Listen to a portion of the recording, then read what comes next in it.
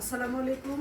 মানবতা রাজনৈতিক প্রবর্তক, বিশ্ব ইনসানিয়ত বিপ্লবের প্রতিষ্ঠাতা আল্লামা ইমাম হায়াত আলী রহমান প্রতিষ্ঠিত মানবতা ভিত্তিক রাজনৈতিক দল ইনসানিয়ত বিপ্লবের আর মনোনীত প্রার্থী আমি সালমা আক্তার ঢাকা 12 আসনে আপেল মার্কায় প্রতিনিধিত্ব করছি। জীবন দয়াময় স্রষ্টার দান, মানবতা রাষ্ট্র প্রাণাধিক প্রিয় নবীর দান, ধর্ম মতপথ জাতীয়তা যার যার, রাষ্ট্র সম্পদ দুনিয়া সবার, মানবতার রাষ্ট্র খেলাফতে ইনসানিয়াত শাহাদাতে কারবালার আমানত।